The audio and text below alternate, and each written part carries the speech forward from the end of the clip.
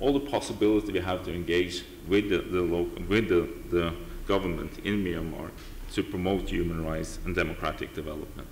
And in the end, I will mention one last thing, because the parliament can also play a role to follow the situation in Myanmar.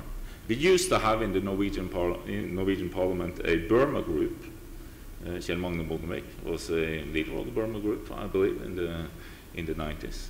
And I will now take an initiative so that we re-establish a Burma group in the Norwegian Parliament so that we also can follow the situation more closely as a parliament. I think it's important because of the engagement that Norway has is increasing.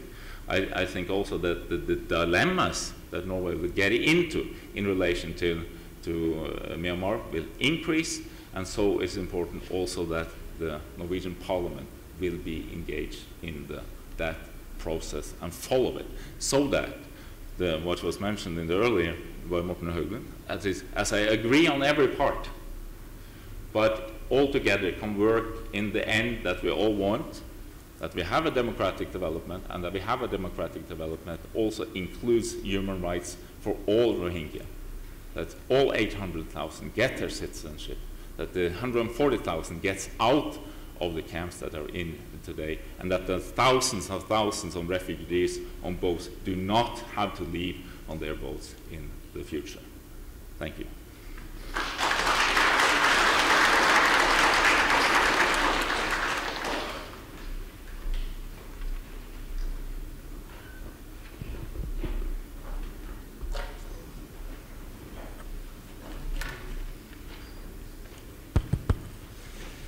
Okay, thank you very much for the introductions. We will now continue with a very brief Q&A here. We are running out of time, as we normally are on conference. I would like to start asking you, Morten Høglund. We have now seen 4 years of the reformist government and 4 years of silent diplomacy. Do you believe that the Burmese government is capable of dealing with this situation by their own, or what kind of international measures or influence should be put into this conflict? You know, when we see the last 4 years and how the situation has been worse for the Rohingya minority. Well, as I also mentioned, is it working? Yeah. Yes, good. In 2012, tension, violence erupted between different groups, and it's been a very negative development since then in this particular issue. I would say, even in the best of cases, and you would think that the government were able to deal with it, international pressure is needed. International assistance. I mentioned the poverty rate in this state. It's something the government refers to. It can never be an excuse for denying citizenships and other rights, but it's definitely an issue where also the international community, UNHCR, others, needs to come to the assistance and see where can we play a constructive role. And that's also what we are doing. And we are, of course, asking for access. We are asking for different ways of interacting. I mentioned the initiative of interfaith dialogue, sitting down together, because the tensions are extreme high in this situation. So we need, I think it would be, for any government under the best of circumstances, it would be a very, very difficult task to solve this in a very short time. So that's why everybody should come together. And with the urgency, because of this tragic situation with the boat refugees, we now see international meetings being called. We're seeing ASEAN coming to the table. We see the United States has been engaged, but now very much engaged.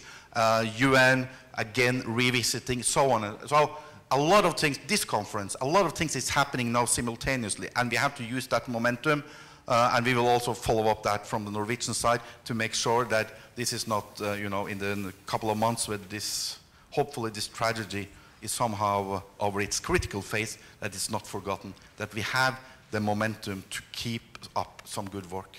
But it's not a quick fix. It's a lot of things we have to work in a long-term solution. I believe the humanitarian crisis we now see is a result of incapability to address the political issues in Rakhine State. In the Human Rights White Paper, your government is clearly mentioning the Rohingya specifically as important to address. You also mention you refer to Rohingya as referred to Rohingya. I mean, we all know that the main political cause is whether they are an ethnic group of Burma, whether they should have citizenships, or whether they are illegal immigrants. What is Ministry of Foreign Affairs stand on this question? I mentioned very clearly that the need for citizenship for people who have been living in the country clearly for years and decades, sometimes for centuries, that is an obvious case. What we also see in Rakhine, I'm not an expert on Rakhine itself, but there are many ethnic groups. There are also several Muslims groups, and all of these groups' concern have to be looked into. The poverty situation in general for everybody, no matter who they are, has to be addressed. But of course, these fundamental human rights issues of a citizenship, a right to belonging, that's is something we have clearly supported, both, and we have taken it up bilaterally, continuously. We have supported resolutions in the multilateral framework in Geneva, following up on this. So it's not a new concern for us. Okay, thank you. Ola, you are representing the Liberal Party, a party which is neither in position or in opposition, supporting a minority government. You have several times expressed some concerns about balancing business interests and human rights concerns. You have been in Burma, Myanmar yourself. How do you assess the situation regarding the relation between Norway and Burma? Well, I think we have to ask ourselves if we have moved too fast when it comes to improving the relationships with Burma and Myanmar. Because we were very early on taking away the sanctions. We were very early when it came to engaging with Myanmar. And there's no doubt that we have also, you have Norwegian companies that have benefited also for these early engagements. And then, so we have to ask ourselves, are we in this process, are we losing the focus on what is the most important part? And the most important part, I think, must be democratic development. It must be human rights. It also includes Rohingya. And then we have to ask ourselves, have we given away some of the possibilities we have to influence that situation by moving earlier than other countries has done? So that we have to make sure that, yes, there's no doubt that the government is much better than it were with the military dictatorship. But we also have to be careful that we don't end up being a partner with a government that turns out still to stay as a repressive government and not taking the step all the way into a democratic development.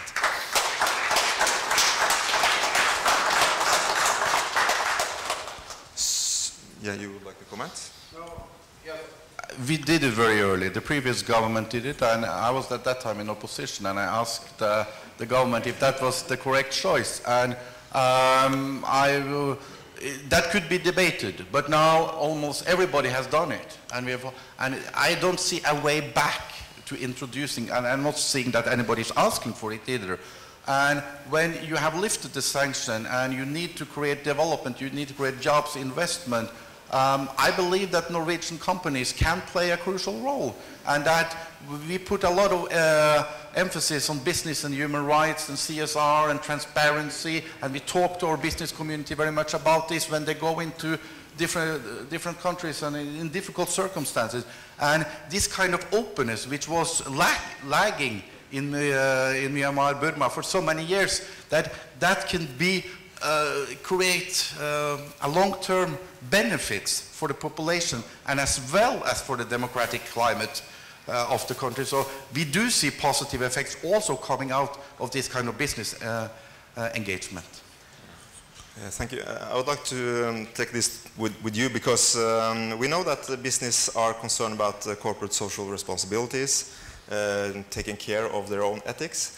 But still, it's not the business lives, business companies' role to promote human rights and political changes in a country they are operating in. So what kind of responsibility does it leave to the government side in the Western investing countries? In Burma and Angola and Azerbaijan and other countries as well? Yeah, it is difficult, and I think it's we should demand for companies that they should take both social and take responsibility, of course. But it's so much that a company can do. They can take care of their own sphere in a way, and we must expect of them still that even though they cannot do everything, they can also not have this kind of self-imposed naivety about what is outside of their own sphere. But this is difficult. But what I think is some continuous discussion that we have to have in Norway is that for the government, the companies that are there is good, but our main goal must be a democratic development, and it must also be human rights. And when these two comes into conflict, it must always be that the work with human rights must be the most important part, and that is what is the main goal for the government, so that we don't end up having a foreign affairs that becomes very good at opening doors for our companies, but we are not really achieving the goals that we have in the countries that we are engaged in. And there must not also be no doubt that our economic main interest is a freer and more democratic world. That is also the main interest of Norwegian companies. That's when the opportunities comes up, and that's when you have the stability that are needed. And it's hard for me, since being from the outside, to say that there's one specifically that is wrong. I think that, but this is some continuous discussion that we politically have to have it, so that we keep our focus right on a daily basis, on a daily business in countries like Myanmar. Thank you. I will then open for questions from you, and I know that this is also some emotional issues for the Rohingya people, so I would like to urge you to keep a respectful tone. There's lots of differences here, but please. There are two persons with microphones here. Yes, you first.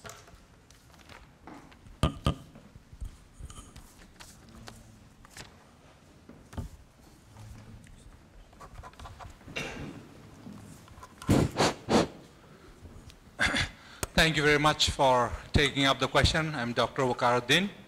I'm a Director General for Rohingya Union, came from the United States.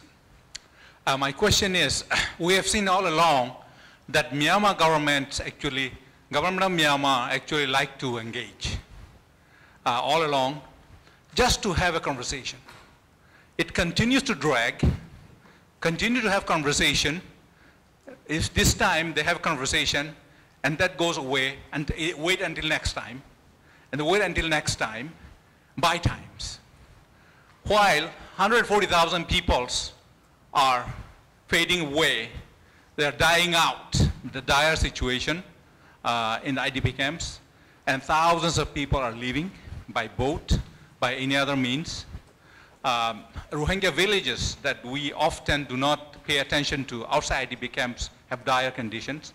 So while these crises are going on, government of Myanmar continues to buy time, continue to have conversation. So how long can we go like that?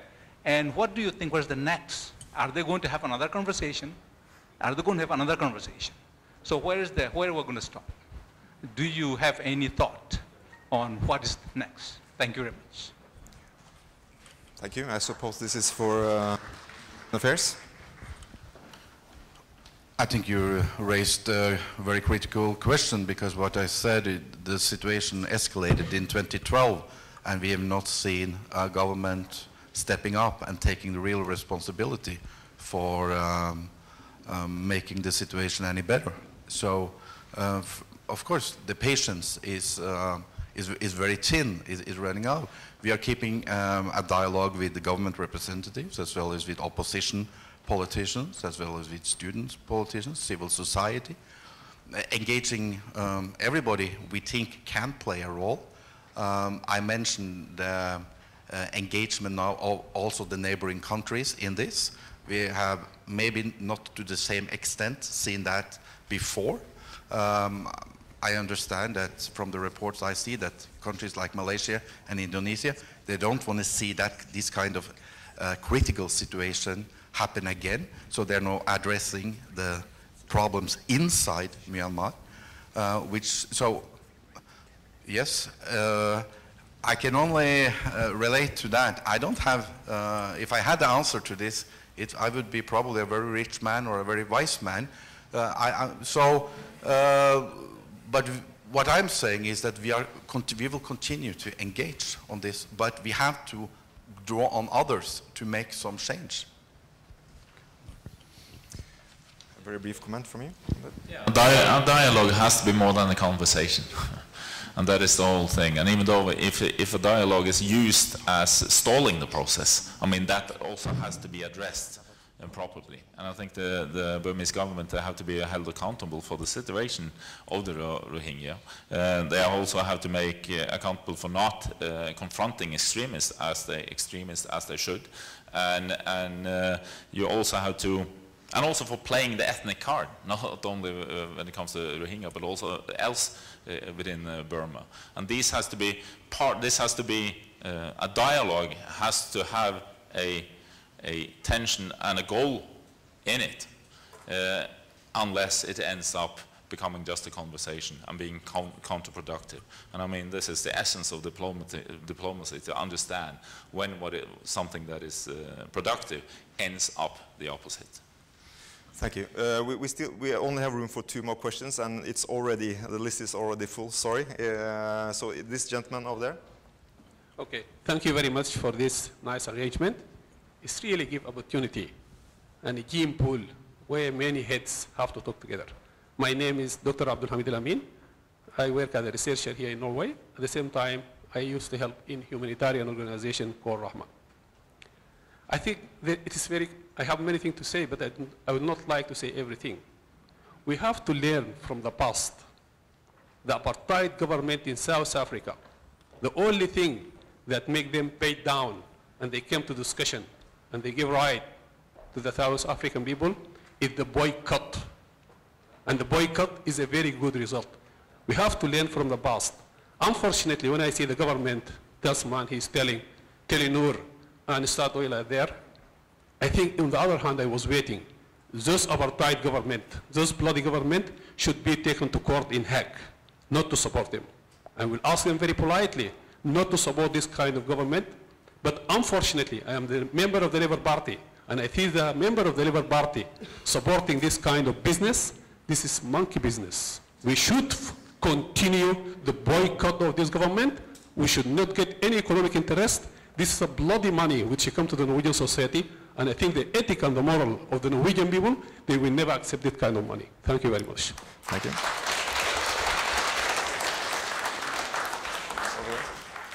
Do anyone have a microphone?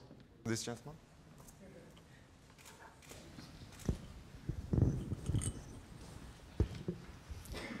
Thank you for your explanation about engagement.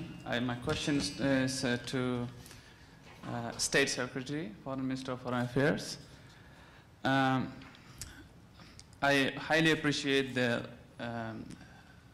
engagement for long-term sustainable solutions, but in what way Norway government is assisting the emergency needs of the people in the ground? For example, healthcare access, movement restriction. In what way Norway government is doing now at this moment?